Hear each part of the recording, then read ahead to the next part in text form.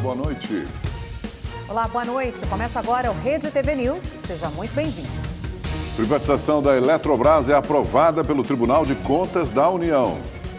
Agora o governo tem aval completo para seguir com o processo de venda.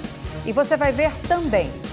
2 policiais rodoviários federais tentam tirar morador de rua do meio da estrada no Ceará e são mortos. Na abordagem, morador de rua reagiu. Suspeito de assassinar estudante da Unicamp a facadas no interior paulista é detido. Já havia mandado de prisão contra ele. A mudança no tempo. Em Santa Catarina, os ventos fortes derrubam até caminhão. E o estado registra queda de neve. O mesmo aconteceu no Rio Grande do Sul.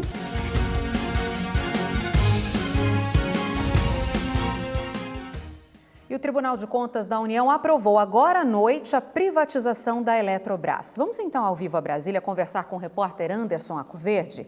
Boa noite, Anderson. Conta pra gente como é que foi em detalhes aí essa votação. Olha, Milena, foi uma votação com um resultado bem amplo, mas com uma discussão longa. Por 7 votos a favor, apenas 1 contra a privatização foi aprovada pelo TCU.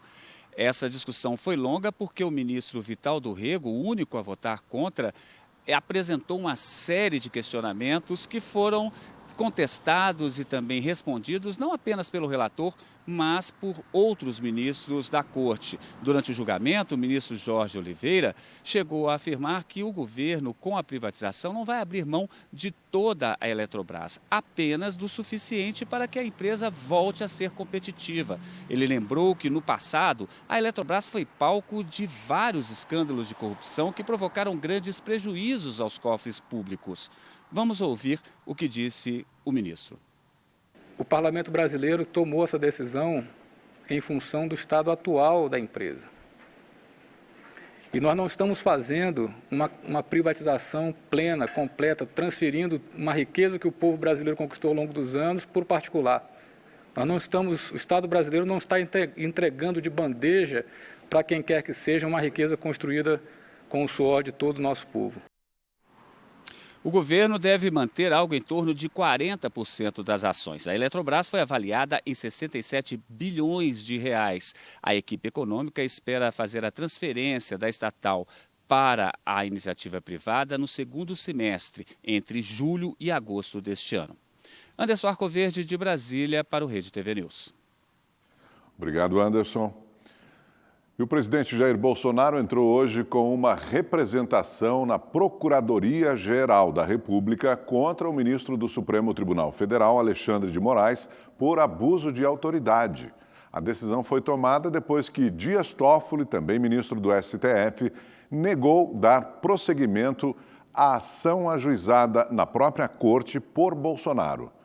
Toffoli argumentou que os motivos apresentados pelo chefe do Executivo não configuram crime e que não há justificativa para o prosseguimento da ação.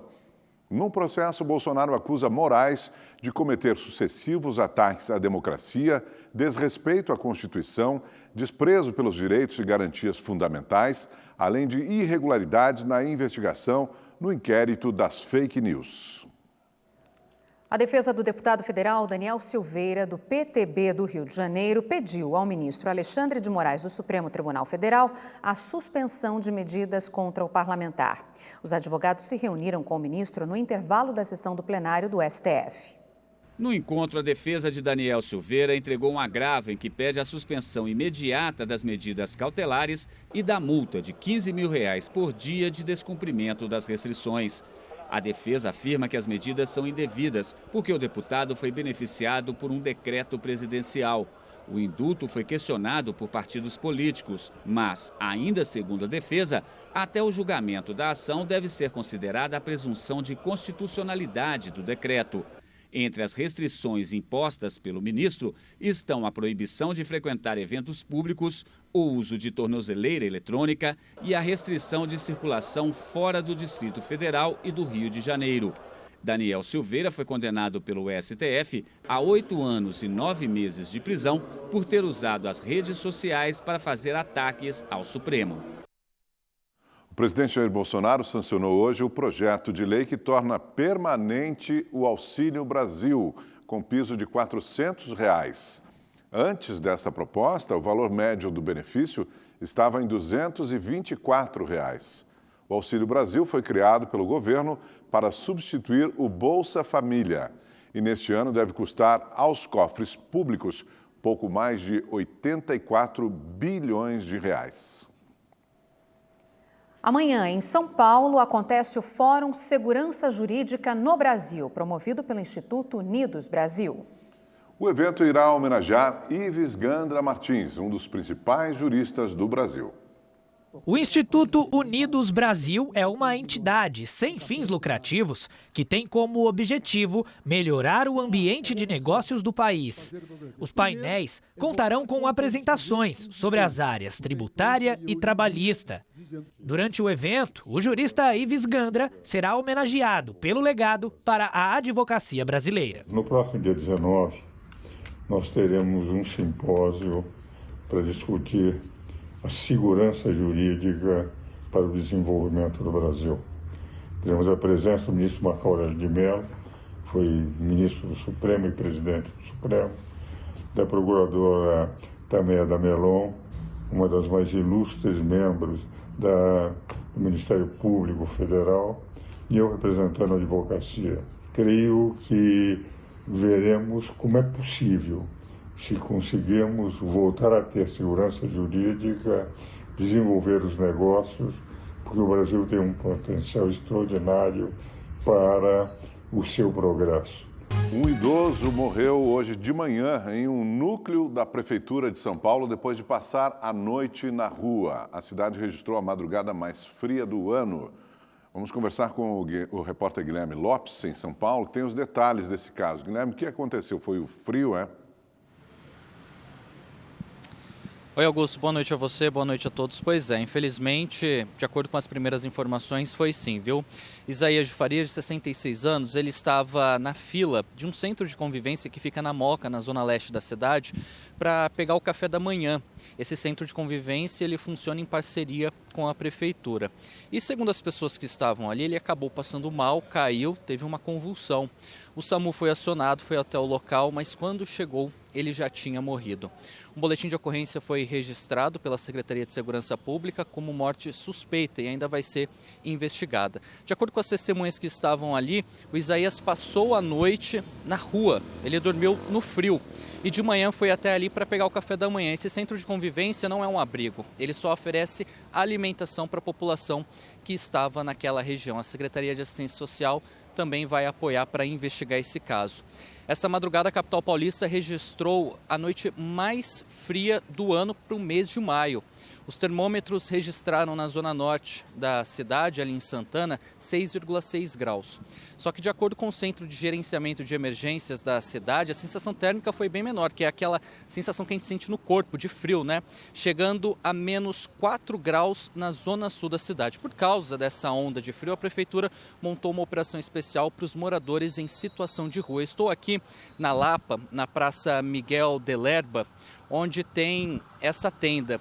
Igual a essa, existem outras 9 na cidade. Aqui, por exemplo, eles oferecem alimentação, tem sopa, pão, água, também tem cobertores para as pessoas que precisam e até atendimento médico, se for o caso. E se for do interesse dessa pessoa em situação de rua, ela também é encaminhada para um abrigo, para um acolhimento.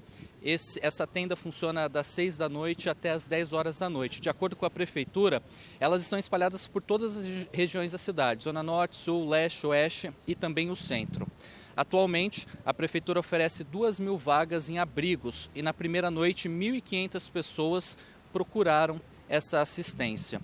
O último censo realizado pelo município apontou que a capital paulista tem aproximadamente 32 moradores em situação de rua, apesar da percepção indicar que esse número é bem maior. De qualquer forma, essa operação vai continuar para oferecer assistência e apoio para essas pessoas em situação de rua. Aqui na Lapa são 3 centros que oferecem abrigos a essas pessoas, 2 fixos e um emergencial, justamente por causa dessas baixas temperaturas.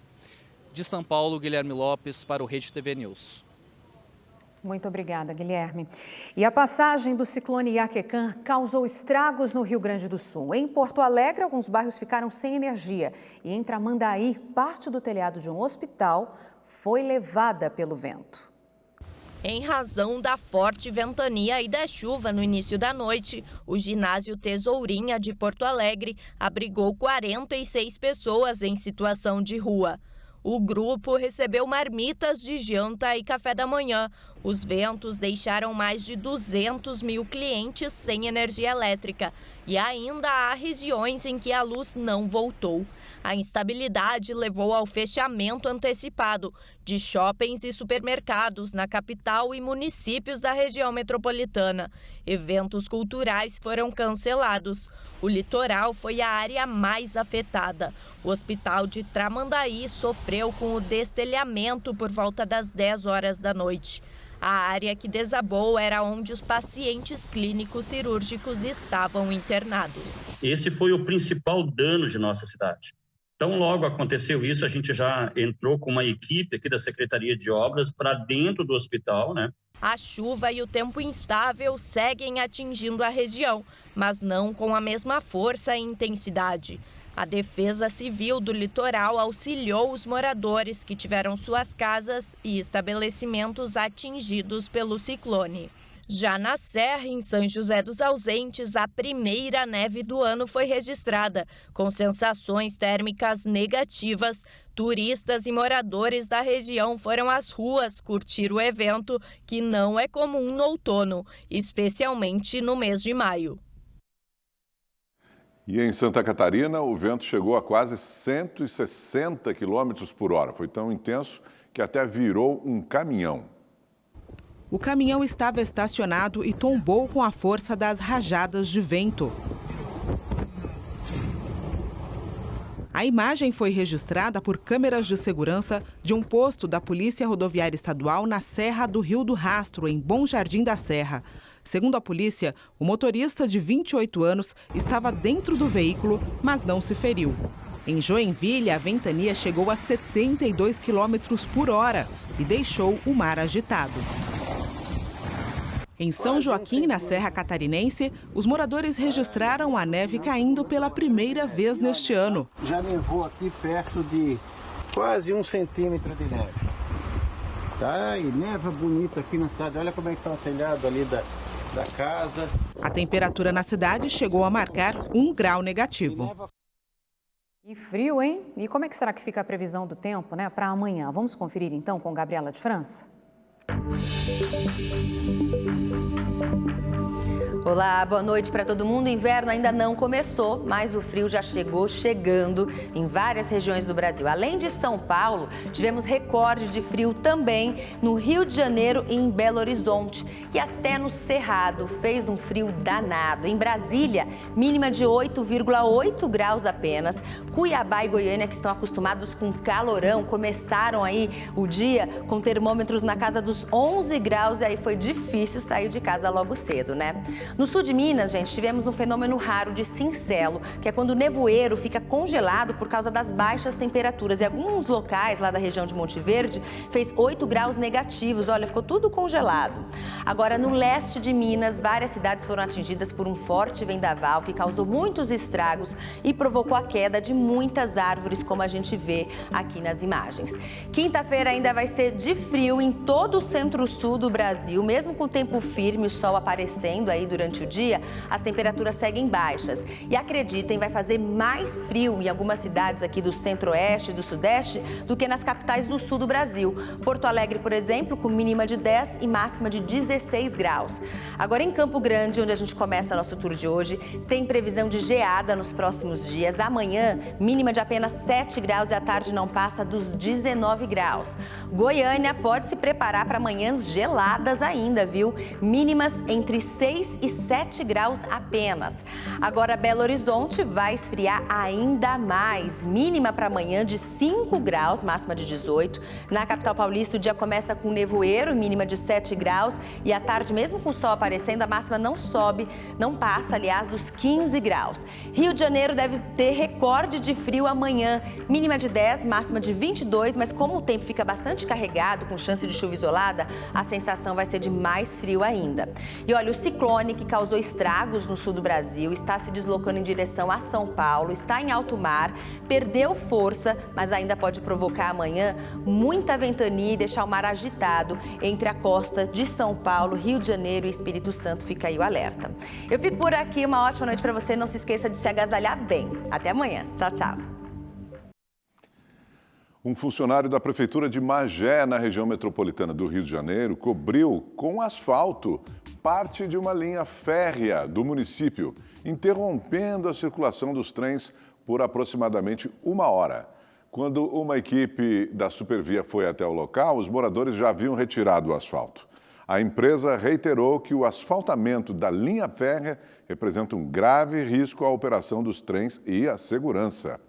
Já a Prefeitura de Magé, por meio de nota, se desculpou com a população e disse que se trata de um caso isolado. Afirmou ainda que o encarregado da operação, claro, foi afastado das funções. Todos os anos, a campanha Maio Amarelo chama a atenção para a importância da prevenção da violência no trânsito. Pois é, Milena, no ano passado foram registrados mais de 600 mil acidentes em todo o país, com quase 12 mil mortos. Em muitos casos, quem sobrevive corre o risco de ficar com sequelas para o resto da vida. Josué sofreu um acidente de moto há 1 ano e 4 meses e ainda não se recuperou. Nas últimas semanas, ele passou por 4 cirurgias em Belo Horizonte. Num dos procedimentos, os médicos colocaram um fixador externo para dar sustentação à perna. Quebrei a costela, quebrei a clavícula, quebrei o ombro, entendeu? E aí a tíbia e a fíbula que foi esmiuçada na pancada. A moto do Josué foi atingida por um carro que não respeitou a placa de pare. Por pouco, o pé esquerdo não precisou ser amputado. A recuperação dele deve demorar pelo menos 2 anos. Você tem que dirigir para você e para terceiros. É coisa de segundo, fração de segundo, a tragédia está feita. O hospital onde o Josué está internado é referência em Minas Gerais em traumatologia. Aqui, a maior parte dos atendimentos no Centro de Tratamento de Lesões Ortopédicas é de vítimas da violência no trânsito. Um indivíduo que tem uma lesão grave, ele vai proporcionar um grande prejuízo para ele próprio, da sua saúde, da sua condição econômica, um grande prejuízo para a sociedade como um todo, porque o Estado passa a gerar nesse indivíduo uma renda que poderia estar sendo utilizada em outros pontos de absorção. Aqui no Hospital João 23, maior pronto-socorro de Belo Horizonte, a maioria dos atendimentos também é de vítimas de acidente de trânsito. Neste ano já foram mais de 2 mil. A média geral, segundo a Fundação Hospitalar de Minas Gerais, é de 1 paciente ferido por hora. Quase 70% das vítimas são motociclistas e 1/3 dos atendimentos envolvem jovens com idades entre 20 e 30 anos. As pessoas que estão na fase mais produtiva da sua vida, né, que ainda tem uma longa vida pela frente, que vão ficar sequelados ou morrer em relação ao trauma que eles sofreram. Os números do Ministério da Saúde mostram que as internações de vítimas do trânsito aumentaram 10% em 1 ano. Passaram de 188 mil em 2020 para 208 mil em 2021. No Brasil, os acidentes são a segunda causa de morte, atrás apenas das doenças cardiovasculares. Os especialistas chamam a atenção para a importância de campanhas permanentes de conscientização. A gente evitasse tudo isso com campanhas baratas de prevenção, como é o Maio Amarelo, né? Mas que a gente não tivesse o Maio Amarelo, Junho Amarelo, Julho Amarelo, Dezembro Amarelo, para a gente ter sempre essas campanhas ativas. Rede TV News de volta e agora nós vamos ao vivo ao Rio de Janeiro. A Polícia Civil de lá concluiu o laudo sobre a morte do perito assassinado durante uma emboscada. Ele foi jogado ainda vivo no Rio. É o repórter Tony Vendramini quem tem as informações a respeito dessa notícia. Boa noite, Tony. Quais são os detalhes desse caso, hein?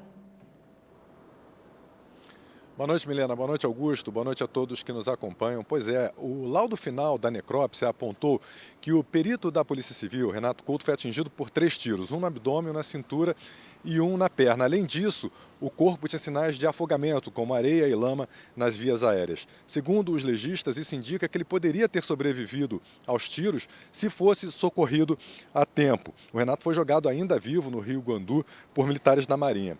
Ele foi morto depois de uma discussão com o dono de um ferro velho. O perito descobriu no estabelecimento algumas peças de uma obra que ele fazia em casa. O dono do ferro velho então pediu ajuda ao filho, que é sargento da Marinha, e o filho então chamou outros 2 militares para montar uma emboscada para matar Renato. Todos os envolvidos no crime foram presos e confessaram participação.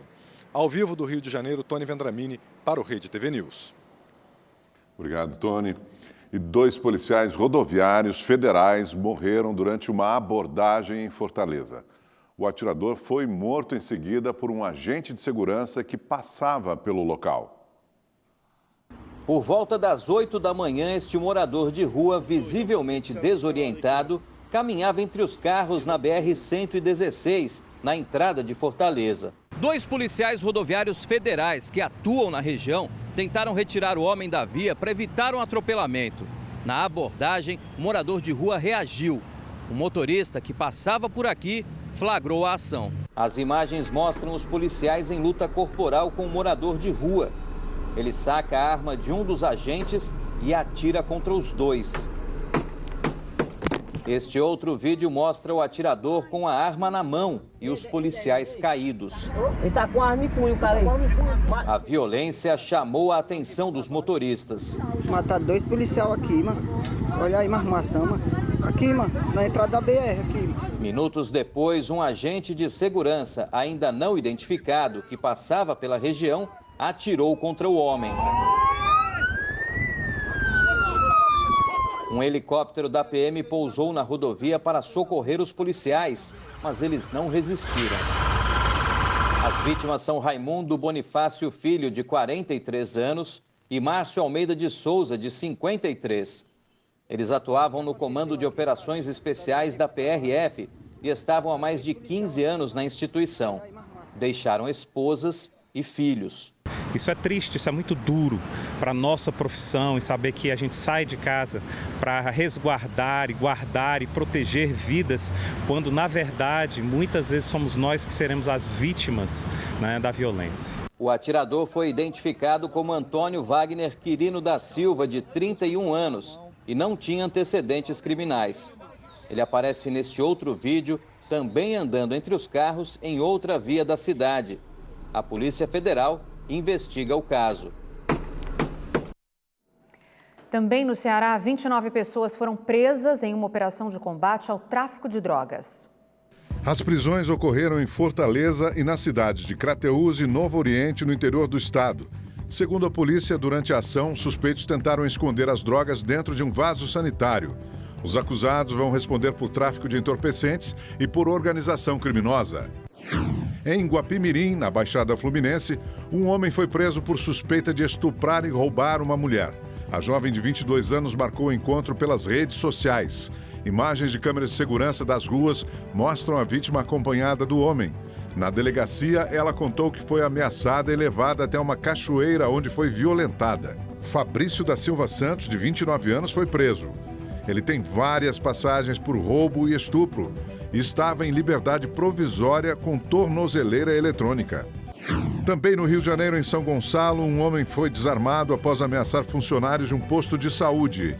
A confusão começou porque ele queria entrar no consultório sem esperar a liberação da sala. O acompanhante de um paciente conseguiu agir, imobilizar o homem e retirar uma faca do bolso dele. O agressor saiu do posto de saúde preso. Policiais militares conseguiram evitar um ataque a um banco em Coronel Fabriciano, no interior de Minas Gerais.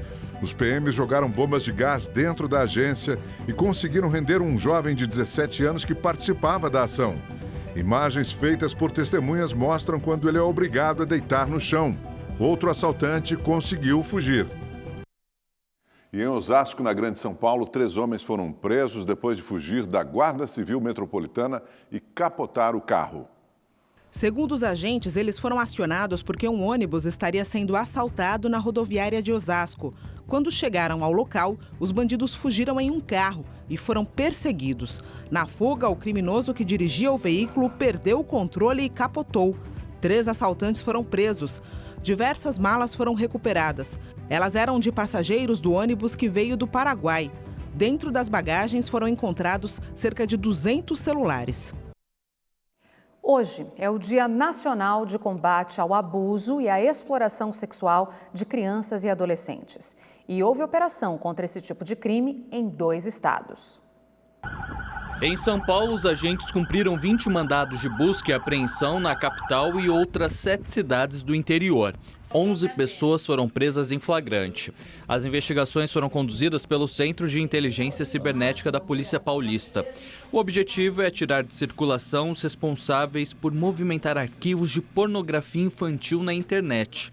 Computadores e outros dispositivos eletrônicos foram apreendidos e vão passar por perícia. São alvos que compartilhavam muito conteúdo pornográfico, mais de 25 mil, 30 mil arquivos, cada um deles. Então nós pegamos, justamente elencamos as pessoas que mais compartilhavam, que fomentavam esse mercado que gera milhões de dólares, que vem esse material muitas vezes do leste europeu, da Ásia. Já no Ceará, 6 pessoas suspeitas de crimes sexuais contra crianças e adolescentes foram presas.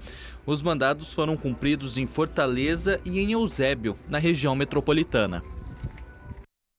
O suspeito de matar a facadas uma estudante em São João da Boa Vista, interior de São Paulo, foi preso. Michael Douglas da Silva, de 28 anos, estava em uma área de mata da cidade. Ele tentou fugir, mas foi perseguido e capturado. Um policial questionou o rapaz logo após a prisão. Perto da pé? De onde você matou? Perto de onde? Perto da pedra mesmo. E a faca? Escondi pra cima ali. Muita gente correu para frente da delegacia. Houve aplausos e protesto de amigos da estudante. Você acabou com a minha irmã! Desgraçado! Maiara Roqueto Valentim, de 23 anos, foi morta no domingo com 28 facadas. A universitária já havia concluído o curso de Ciências Biológicas e atualmente estudava licenciatura na Unicamp. A jovem foi abordada ao sair de casa para caminhar no domingo de manhã. O corpo foi encontrado a 4 quilômetros de onde ela morava. As circunstâncias do crime são investigadas. A Justiça já havia expedido um mandado de prisão temporária contra Michael Douglas, que é esquizofrênico. Ele já havia tentado matar o padrasto. Segundo a polícia, no último sábado fez 2 disparos contra uma vizinha, mas a arma falhou. Mesmo assim, continuava livre pelas ruas. Só neste ano, o preço do óleo de soja subiu mais de 20%, uma alta influenciada pelo mercado internacional e também pela guerra na Ucrânia. Nessa fazenda, no noroeste paulista, o tempo colaborou e a colheita tem sido boa nos últimos anos. Uma realidade vivida pela maioria dos produtores de soja. Mas esse aumento na produção dos grãos não freou o valor de um produto essencial na cozinha dos brasileiros, o óleo de soja.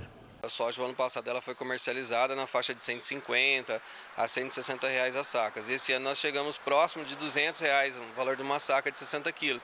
Então isso trouxe com certeza um acréscimo, né, em todos os derivados que vêm da soja, não só o óleo, como o farelo de soja também e outros derivados. Esse aumento ele se deve à necessidade de alimento mundial, né, porque a gente sabe que a gente observa sempre, né, especialistas falam num estoque, né, mundial muito baixo. Enquanto isso, na ponta da linha, o sentimento é um só. O que você está achando do preço do óleo?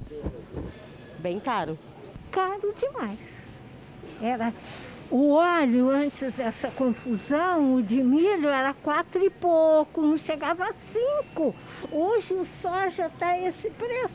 O óleo de soja ele deu uma subida, aí depois ele ficou estabilizado. Aí deu uma baixada e agora deu outra aumentadinha, pequena, mas deu uma aumentadinha. Então, assim, ele está realmente, hoje, um pouco salgado, né? O IPCA, Índice Nacional de Preços ao Consumidor Amplo registrou em abril uma alta de 1,06%. A maior variação foi no grupo Alimentação e Bebidas, 2,06%. Os alimentos para consumo em domicílio apresentaram alta de 2,59% e o óleo de soja aumentou 8,24%. Nos últimos 12 meses, o óleo de soja já subiu mais de 30%. Especialistas afirmam que 2 fatores que influenciaram na alta do preço do óleo de soja foram a redução na safra causada pela seca e a alta dos combustíveis. O 8º levantamento de grãos divulgado pela Conab para a safra 2021-2022 mostra que a previsão para a soja apresentou um recuo de quase 10% em relação à safra anterior. Todos esses fatores, somados à guerra na Ucrânia, ajudaram a elevar o preço do óleo de soja. A Rússia e a Ucrânia, elas são exportadoras de 60% de óleo de girassol, que é o 4º óleo mais utilizado no mundo. Então, como eles são substitutos, se falta um, aumenta a demanda por outro. Você tem menos óleo de girassol sendo ofertado no mundo e o óleo de soja, que é o 2º óleo mais utilizado, ele tem uma maior demanda. Então, não tem como fugir do aumento de preços. O Rede TV News de hoje fica por aqui. Assista agora ao programa Super Pop com Luciana Gimenez. Obrigado por sua companhia. Uma ótima noite para você. Até amanhã.